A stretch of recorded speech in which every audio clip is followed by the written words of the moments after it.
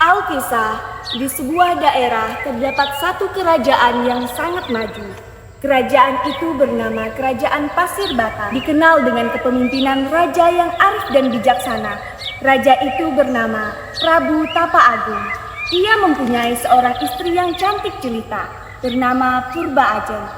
Mereka dikaruniai dua orang putri yang sangat cantik, namun mempunyai sifat yang sangat bertolak belakang. Putri pertama memiliki sifat yang sombong dan kasar bernama Purbararang. Ia bersuamikan seorang raden bernama Raden Indrajaya. Dan putri yang kedua bernama Purbasari, memiliki sifat yang baik hati dan tidak sombong. Dan di hutan setempat hiduplah seorang lutung kasarung. Ia dikutuk dan dibuang di hutan tersebut. Di hutan tersebut juga terdapat seorang dukun sakti yang bernama Nyi Ronde. Dan beberapa warga setempat yang hidup miskin dan kelaparan, bernama Susanti dan Neneng. Suatu hari, Permaisuri Purba Ajeng tidak sengaja melihat sang suami, yaitu Raja Prabu Tapa Agung yang sudah tua itu, selalu menyendiri, tampak murung dan kebingungan akhir-akhir ini.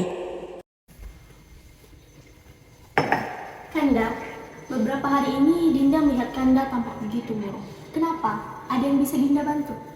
Begini Dinda, Kanda sudah tidak muda lagi. Semakin hari, Kanda semakin tua dan mudah sakit-sakitan. Kanda sudah tidak bisa menjalankan tugas sebagai Raja Pasir Bata. Kanda berniat turun tahta Dinda. Dinda juga berpikiran demikian Kanda. Akan tetapi Dinda bingung harus memilih Purbasari atau Purbararang. Minumlah Dinda. Terima kasih Kanda. Setelah memikirkan tentang pergantian tahta, akhirnya Prabu Tapa Agung menyerahkan tahta kerajaan kepada putri bungsunya yang bernama Purbasari. Hal ini membuat putri sulungnya, si Purbararang, merasa iri dan dengki terhadap Purbasari. Terima kasih Ayahanda.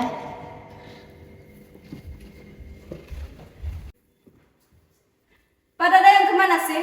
Apa mereka tidak tahu aku sedang kesal? Dayang! Maaf Tuan Putri, ada apa? Sampaikan berita buruk ini kepada Raden Indrajaya. Cepat! Baik Tuan Putri.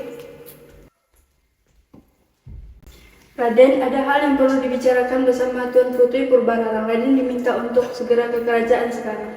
Baiklah.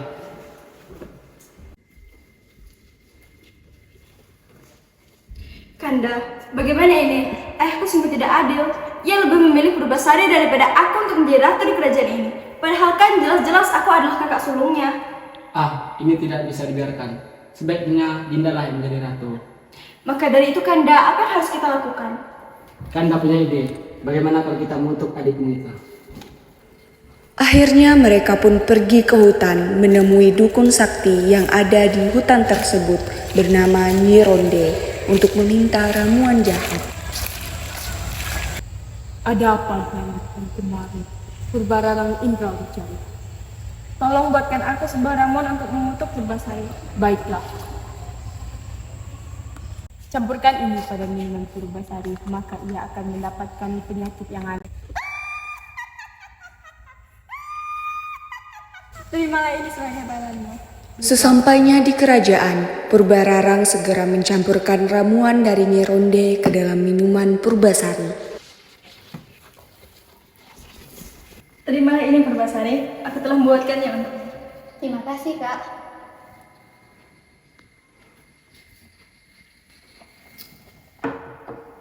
Kak, ada apa ini? Kenapa kulitku menjadi sangat gatal dan panas sekali?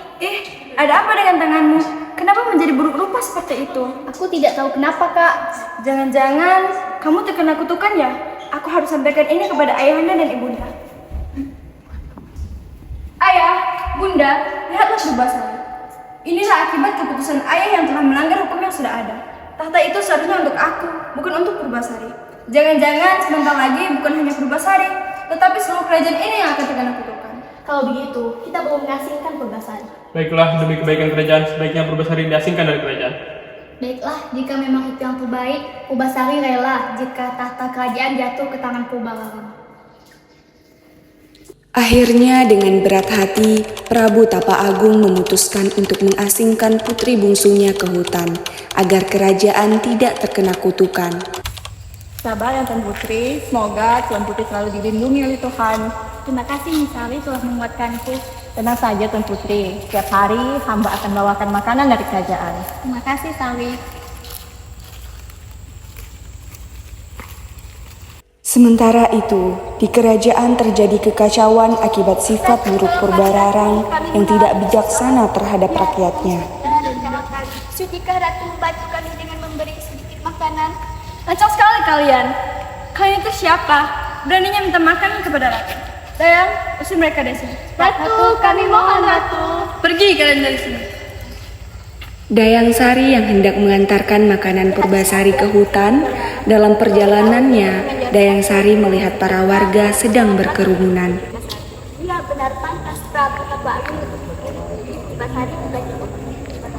Pantas, kenapa Ratu Purbasari dasarkan? Kamu tidak tahu. Purbasari kan sekarang sudah wah, jangan-jangan dia juga punya lagi ledakan.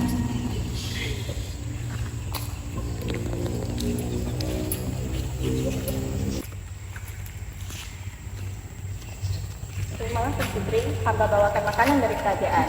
Terima kasih Sawi. Saat perjalanan kemari, hamba mendengar para warga sedang mengeluh dengan sikap Ratu Purbararang. Oh ya, apa yang terjadi? Saat ini para warga sedang mengalami kelaparan, tapi Ratu Purbararang tidak mau membantu mereka. Jadi, para rakyat sedang kelaparan. Kalau begitu, bawa saja makanan. Lalu bagaimana dengan Tuan Putri? Persediaan makanan kemarin masih ada. Baiklah Tuan Putri. Sebenarnya aku juga sedang kelaparan, tapi rakyatku lebih membutuhkannya. Pergi! Jangan ganggu aku! Jangan takut Tuan Putri, aku tidak akan mengkhianati. Kau bisa berbicara? Aku sebenarnya Gayo Indra, tapi aku dikutuk dan dibuang ke hutan. Wah, kita senasib. Aku juga terkena kutukan menjadi buruk kata. Bagaimana kalau kamu aku panggil Lutung Kasarung?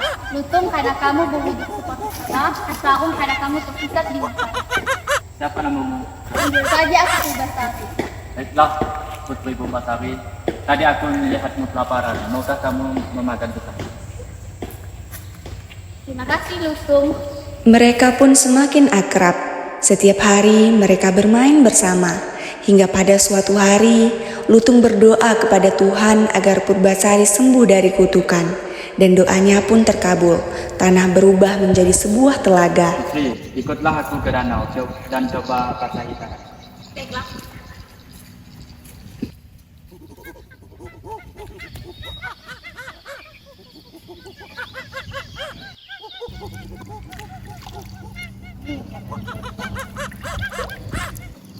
Ajaib sekali, kutukanku telah hilang. Cobalah Lutung, mungkin kutukanmu juga akan hilang seperti kutukanku. Tidak Tuan Putri, kutukanku abadi. Kutukanku akan hilang ketika aku menemukan cinta abadi. Wah Tuan Putri, Tuan Putri sudah menghilang. Iya nih, semua berkat Lutung Kasarung. Berarti Tuan Putri bisa kembali ke kerajaan. Sepertinya tidak. Apa maksud Tuan Putri? Aku betah tinggal di sini bersama Lutung. Tapi Tuan Putri, Prabu pasti sangat merindukan Tuan Putri. Mohon pertimbangkan kembali Tuan Putri. Baiklah, tapi dengan satu syarat, Lutung Kasarung harus ikut bersamaku ke kerajaan. Baiklah Tuan Putri, mari ikut bersama kami. Baiklah. Wah, Putri Purbasari telah sembuh. Cantik sekali. Wah, iya ya, cantik sekali. Iya ya, cantik sekali. Wah. Kau mungkin telah sembuh dari kutukanmu Purbasari, tapi tidak semudah itu untuk kembali ke kerajaan. Aku mempunyai persyaratan untuk membuktikan siapa yang lebih pantas menjadi ratu di kerajaan Pasir Bata. Syarat yang pertama, kita ada skill. Kau boleh memenangkan syarat pertama ini Purbasari, tapi untuk syarat selanjutnya aku yang akan menang. Yang menang akan menjadi ratu di kerajaan Pasir Batak ini, dan yang kalah harus pergi dari kerajaan ini. Syarat yang kedua, kita adu ketampanan dan kegagahan pasangan. Dari Indrajaya, tunjukkan kegagahan dan ketampanan.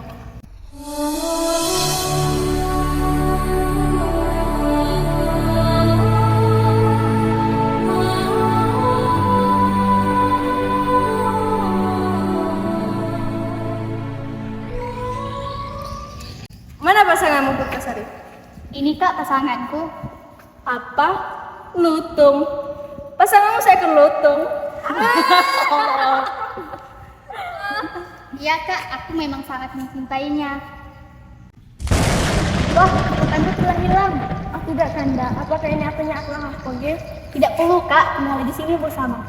Maafkan aku Purwasari, aku telah berbuat jahat kepada kamu. Tidak apa-apa kak, aku telah memaafkanmu sedari dulu. Terima kasih adikku.